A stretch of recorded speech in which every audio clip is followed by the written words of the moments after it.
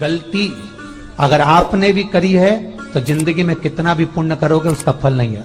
आज की कथा को लिखकर रखना, शायद तुम्हारी जिंदगी संवर जाए। लिंग पुराण में 7 गलतियां बताई है व्यक्ति को बर्बाद होने की। पहली गलती है, उसमें से अगर आप स्वीकार कर रहे हैं ये गलती तो समझ लो कि गलती आपने करी है।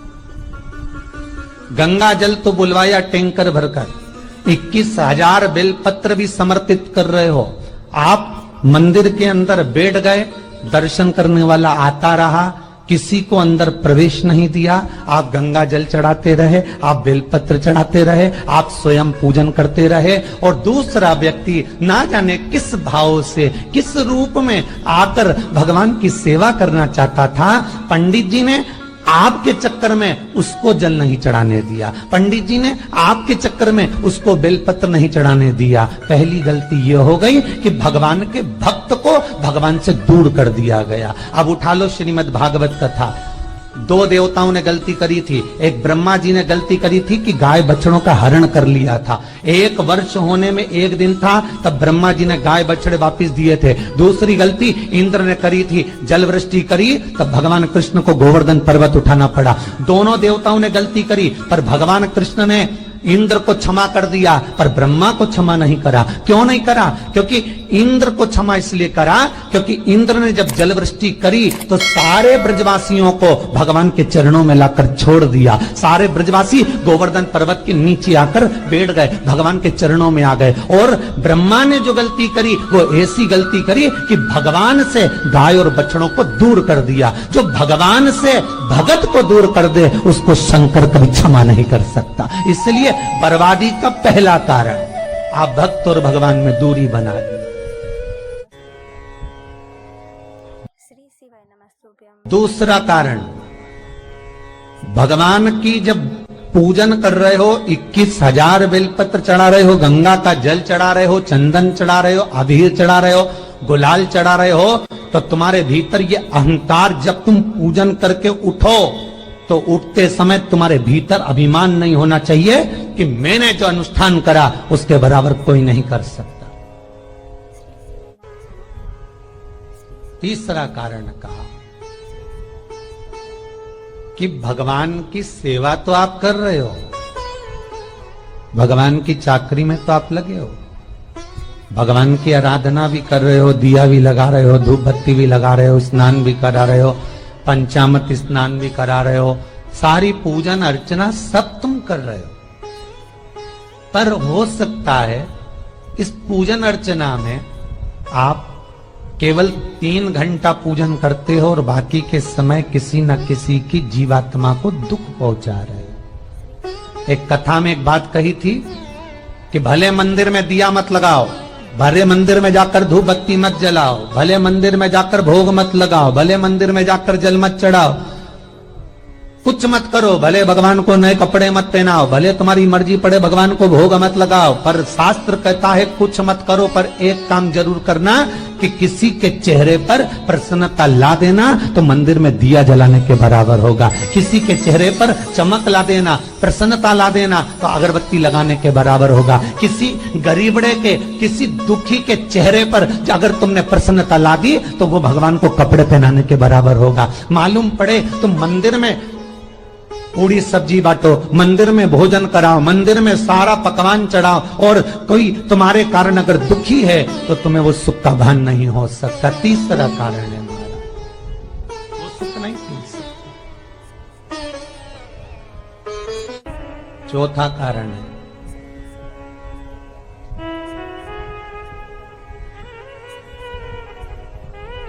महाराज, जिस मंत्र को पढ़ा जा रहा है, जिस मंत्र का स्मरण किया जा रहा है,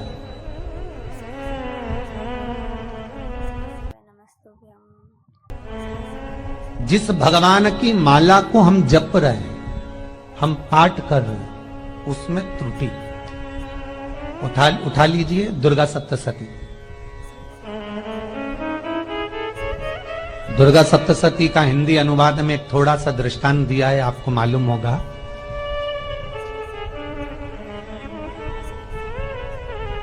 एक जजमान सप्तसती का पाठ कराते थे नवरात्रे में। नवरात्रे पूरे होते थे और उनकी पत्नी मर जाती थी। सप्तसती के अंदर लिखा है, बहुत ध्यान से सुनिएगा। दुर्गा सप्तसती का पाठ कराते थे और पत्नी नवरात्रे के बाद 4 महीना 3 महीने के बाद मर जाती थी। बहुत दुखी था सेठ। एक शादी करी, दूसरी करी, तीसरी करी, चौथी करी, चौथी पत्नी भी मर गई। बहुत दुख हुआ। आज वो गुरुजी के पास चले गया, गुरुदेव, गुरुजी, गुरुदेव, गुरुदेव। गुरुजी बोले क्या हो गया? सेठ जी बहुत दिनों के बाद आ रहे हो, क्या बात है गुरुदेव? मेरे को एक बात समझ में नहीं आती कि मैं नवरात्रे में सप्तसती का पाठ कराता हूं, देवी जी का यज्ञ करवाता हूं, माता रानी को चूनर पहनाता हूं, उनको सुंदर बिछुड़ी, पायल, चुनरी सब पहनाता हूं, कन्याओं का भोजन करवाता हूं, भंडारा करवाता हूं, जवारे बोता हूं, अखंड ज्योत लगाता हूं, पर नवरात्रि जैसी पूरी होती है उसके 2 महीने 3 महीने बाद मेरी पत्नी क्यों मर जाती है? 4 पत्नियां मेरी मर चुकी हैं, 5वीं मैंने शादी करी है। गुरुदेव आप कृपा करिएगा, कुछ तो बता दीजिए, कुछ करुणा कर दीजिए। गुरुजी बोले जब तू सब कुछ अच्छा कर रहा है, जोत भी जला रहा है, कन्या भोज भी करा रहा है, चुनड़ी भी चढ़ा रहा है, भंडारा भी कर रहा है, जोत भी लगा रहा है, जवारे भी बो रहा है, माता रानी की सेवा भी कर रहा है, अखंड रात्रि व्रत कर रहा है, सब कुछ तूने करा, यज्ञ भी करा, फिर तेरी पत्नी क्यों मर सकती है? ऐसा हो ही नहीं सकता। नहीं गुरुदेव, मेरी 5वीं शादी है गुरुदेव, अब की बार आप कृपा करिए। गुरुजी ने कहा तेरे पंडित जी को अनुष्ठान पर बुला, मैं कमरे में बैठकर सुनूंगा सप्तसती का पाठ, तब मैं ध्यान करूंगा। गुरुजी अंदर के कमरे में जाकर बैठ गए, ब्राह्मण पाठ करना प्रारंभ करा और ब्राह्मण ने पाठ करना प्रारंभ करा। उसमें एक शब्द आ गया, भार्यन्तु भक्षन्तु, भार्यन्तु भक्षन्तु। उसमें बोलना था भय पीड़ा को, हे जगत जननी तू भक्षण कर जा, पर ब्राह्मण बोलता था भार्यन्तु भक्षन्तु, मेरी पत्नी को, मेरी भार्या को तू भक्षण कर दे। पंडित जी जैसे ही बोले गुरुजी बाहर निकल कर आ गए। पंडित जी को रोका, रुकिए गुरुदेव, आप हर साल अनुष्ठान कर रहे हो जजमान के यहाँ और बोल देते हो भार्यन्तु भक्षन्तु, हे देवी तू मेरी पत्नी को खा जा, तो माँ हर बार उस पत्नी को निगल जाती है। निवेदन है, शब्द सुधार लीजिए, शब्द ठीक है। चौथा कारण है कि आप जो पाठ कर रहे हो, आप जो पूजन कर रहे हो, आप जो अनुष्ठान कर रहे हो, उसमें कुछ ना कुछ गलती जरूर हो रही है। ये चौथा कारण है।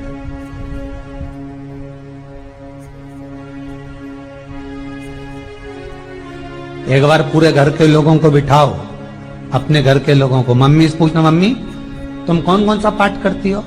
एक बार मम्मी से पूछना। फिर एक बार पापा से पूछना, पापा आप कौन कौन सा पाठ करते हो सुबह? फिर बहू से पूछना, भाभी आप कौन कौन सा पाठ करती हो? फिर छोटी दुल्हन से पूछना, छोटी दुल्हन तुम कौन कौन सा पाठ करती हो? भैया आप कौन कौन सा पाठ करते हो? आप कौन कौन सा पाठ करते हो? पूछना। जब घर के अंदर बड़ी बहू अलग तरह का पाठ कर रही है, छोटी बहू अलग तरह का पाठ कर रही है, मंजली बहू अलग तरह का पाठ कर रही है, माँ अलग तरह का पाठ कर रही है, पति अलग तरह का पाठ कर रहा है, तो उसका जो प्रभाव है, कौन सी चीज कहां टकरा रही है, जिसके कारण घर में रोग इतना है कि कोई सही होने वाला ही नहीं है। अब तुम कहो कि सीवर वाले गुरुजी ने उपाय बताया, हमने बहुत करा, पर सही क्यों? तो सही क्यों नहीं हो रहा है? उसका कारण है या तो बड़ी बहू जो पाठ कर रही है, या सास जो पाठ कर रही है, जो पति जो पाठ कर रहा है, नाते जो भी उस घर के अंदर रहकर जो पाठ अर्चना कर रहा है, उसमें जरूर कुछ ना कुछ ऐसा हो रहा है जिसके कारण वो काम नहीं कर पा रहे। उसमें कुछ ना कुछ गलती हो रही है जिसको तुम समझ नहीं पा रहे, जिसको तुम अपने आप को बहुत विचार करते हो कि मेरे बराबर कोई नहीं कर सकता, मैं शंकर की भगत, मैं राम की भगत, मैं कृष्ण की भगत, मैं जो करती हूँ बहुत अच्छा करती हूँ, मैंने जो किया बहुत अच्छा करा। और हो सकता है उसी कारण आपको दुख झेलना पड़ रहा है।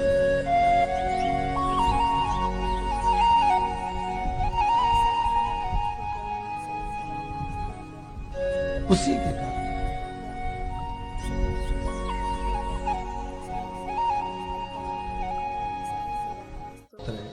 महाराज, हमने जो दान किया, हमने जो पुण्य किया, हमने जो सत्कर्म किया, वो किस जगह पर लगा? पांचवा सूत्र,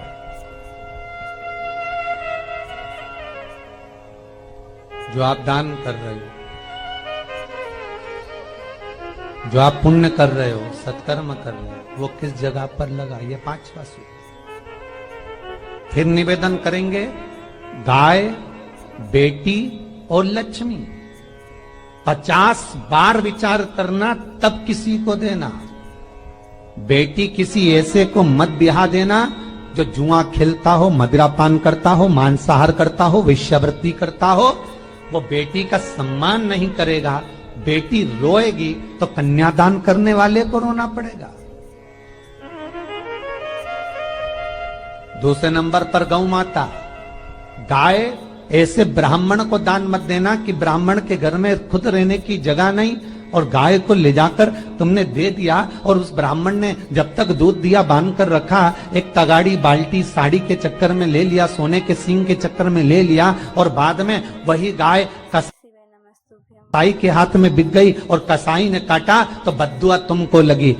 बेटी, गाय और लक्ष्मी, पैसा भी किसी ऐसे भिखारी के कटोरे में मत दान देना कि जिसने ले जाकर मदिरापान में लगा दिया, जुए में लगा दिया, वेश्यावृत्ति में लगा दिया। अगर जिस भिखारी के कटोरे में पैसा दिया उसने शाम को ले जाकर मदिरापान में, जुए में लगा दिया, तो लक्ष्मी रोती है कि तूने मुझे गलत जगह पर दिया है, इसलिए अब तुझे रोना पड़ेगा। तब व्यक्ति को रोना पड़ता है, फिर व्यक्ति रोता है। गाय, बेटी और लक्ष्मी 50 बार विचार करो, क्या सही जगह पर दे रहे हो?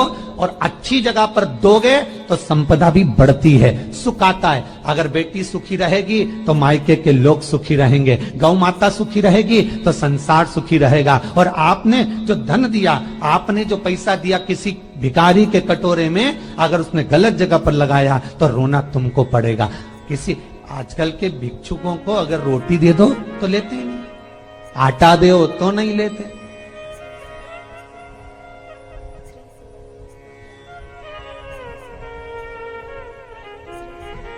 पहले के समय में जो भिक्षुक आते थे ना, तो रोटी बनी हुई मांगते थे। बूढ़ी बूढ़ी माताएं जानती होंगी, चिमटा बजाकर, घुंघरू बजाकर कहते थे भोजन, तो 2 रोटी निकाल कर दे दी जाती थी घर से। लो बाबा, तो माता इतना प्रेम रखती थी, केवल रोटी नहीं देती थी, बाबा बैठो हम सब सब्जी लाकर देते। इतना प्रेम था बुजुर्ग माताओं का, बैठो। और आज के जमाने में अगर रोटी दे दो तो फेंक दे नली में ले जाके, पैसा चाहिए। क्यों? शाम को पीने के लिए चाहिए ना, मदिरा पान के लिए, मांसाहार के लिए, जुए के लिए, वैश्यावृत्ति के लिए धन चाहिए।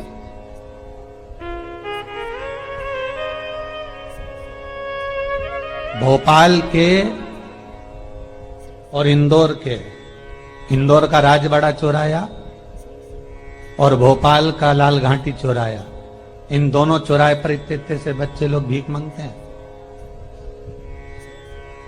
और उनकी माताएं और उनके पिता रोड के किनारे पर चिलम लगाते बैठे रहते हैं, पांव लंबे करके पड़े हैं और ये कमा कमा के उनको दे रहे हैं। और धन्य हैं ऐसे लोग जो उनको दान भी दे देते हैं। जिसको जरूरत है उस तक कुछ नहीं पहुंचता।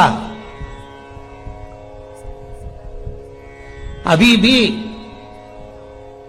4-6 महीने लॉकडाउन चला, जिसको जरूरत थी एक एक रोटी की उस तक कुछ नहीं पहुंचा, और जिसके पास में पहले से भरा हुआ था उसने और ले जाके भर लिया। जिसको जरूरत थी उस तक नहीं पहुंचा। अभी ठंड आ रही है, बहुत सारी संस्थाएं कंबल बांटेगी, रेलवे स्टेशन पे लोगों को कम्बल ओढ़ा रहे हैं, कोई सो रहा है जमीन पर उसको कम्बल ओढ़ा रहा है, बस स्टैंड पे चले गए कोई रोड पे सो रहा है कम्बल ओढ़ा रहा है, तो इतना बड़ा नाम चलेगा कि उन्हें कम्बल ओढ़ा है, कम्बल ओढ़ा है, कम्बल ओढ़ा है। और वो कम्बल जिसको ओढ़ाया वो दूसरे दिन जाकर कपड़े की दुकान पर बेच के आ गया, 200 रुपए लिया है, रात को पीकर फिर सो गया, क्योंकि फिर कहीं कहाँ आएगा, फिर उड़ा के चले जाएगा, क्योंकि इन्होंने तो ये करके रखा है कि नाम कमाना है तो कम्बल उड़ाए जाओ। जिसको जरूरत है वहां तक सामान नहीं पहुंचता भाई, जिसको जरूरत है वहां तक सामग्री नहीं पहुंचती भाई। आपने दिया और उन्होंने ले जाकर बेच दिया, और फिर सोचते हो कि मैंने तो पुण्य करा है। कई लोग कहते हैं मैंने दान करा, मेरे को इतना फल मिलेगा। काहे का दान करा? ऊपर तो जा, यमराज के डंडे पड़ेंगे।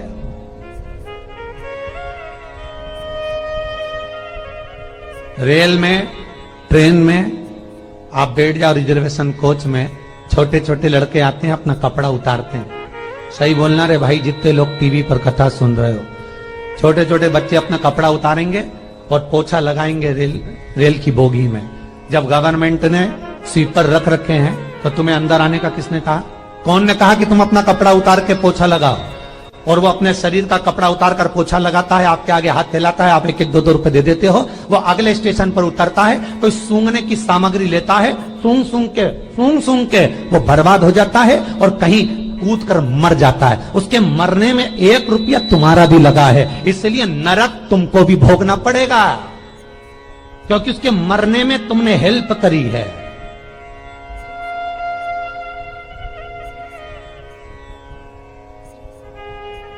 तुमने तो रुपया दिया था भोजन करने के लिए, उसने कोई सूंघने की सामग्री ले ली और सूंघ सूंघ के नशे में मर गया।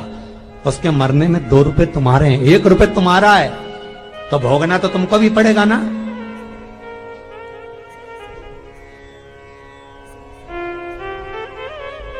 कहीं अच्छी जगह लगाओ, सत्कर्म की ओर लगाओ, तो सुख का आनंद कुछ और ही होगा, सुख का आनंद कुछ और ही प्राप्त होगा। हमारा धर्म, हमारा पुण्य, हमारा सत्कर्म। 5वां कारण अपनी पुस्तिका में लिखकर रखना, तुम्हारे दुख का 5वां कारण क्या है? क्यों तुम करोड़पति से रोड़पति बन गए?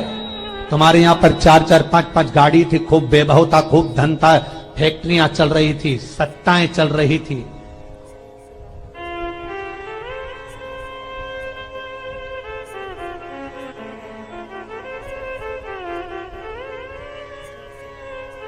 खूब सत्ताएं थी, खूब वैभव था, खूब धन था, पर कुछ भी नहीं, सब धरा की धरा रह गए। सारा कोई वैभव बचा ही नहीं, कोई वैभव नहीं। एक हमारे सेंधवा के भगत हैं महाराज, बड़े भावपूर्ण भगत।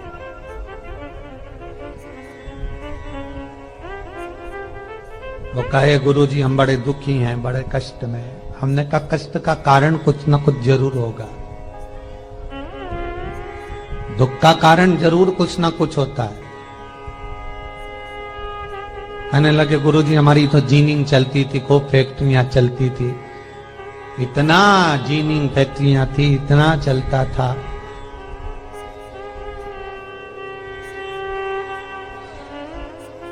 इतनी जीनिंग चलती थी, इतनी फैक्ट्रियां चलती थी, गुरुदेव बहुत दुखी हो गए। हमने कहा दुख का कारण, जो ये 7 कारण है शिव महापुराण के, लिंग पुराण में जो 7 कारण बताए हैं दुख आने के, जब फैक्ट्रियां अच्छी चल रही, जीनिंग अच्छी चल रही, व्यापार अच्छा चल रहा है, तो 7 कारण बताए हैं कि आप उन 7 कारण में से कोई कारण आपके साथ में हुआ है जिसके कारण आप रोड पर आ गए, करोड़पति से रोडपति बन गए।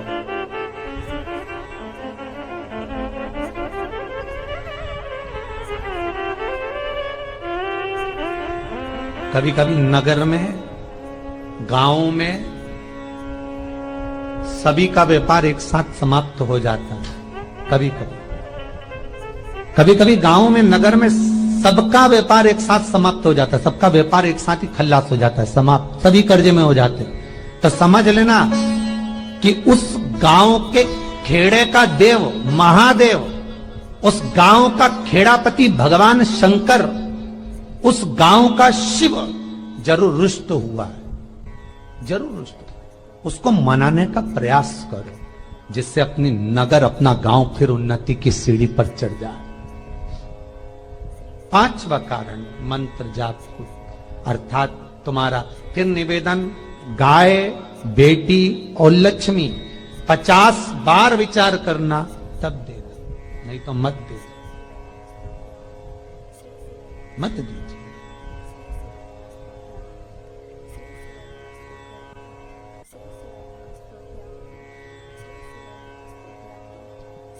और महाराज भगवान शिव की कथा का छठा कारण बता, हमारे दुख का कारण छठा कारण,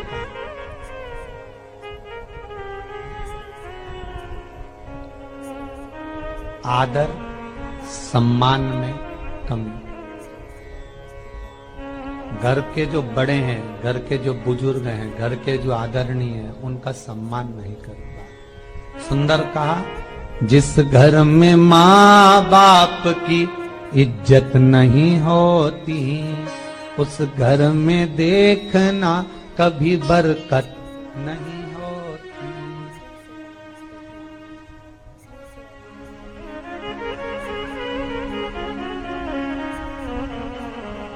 छठा कारण है सम्मान, सत्कार, आदर ना हो। जब धन, सातवां कारण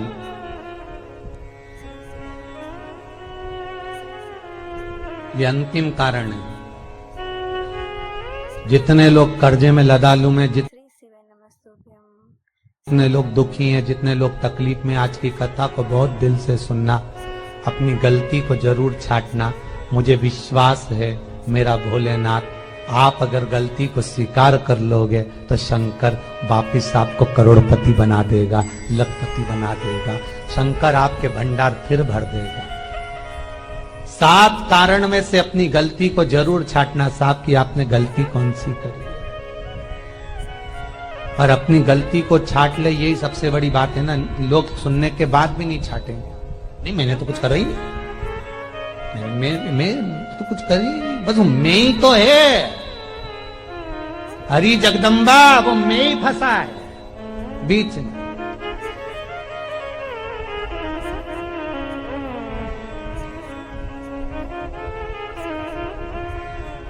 सातवां कारण महाराज, किसी का बेकार धन हमारे घर में आ जाए। दोस्तों, अगर वीडियो पसंद आई है तो प्लीज नीचे दिए लाल बटन को दबाएं, चैनल को सब्सक्राइब करें।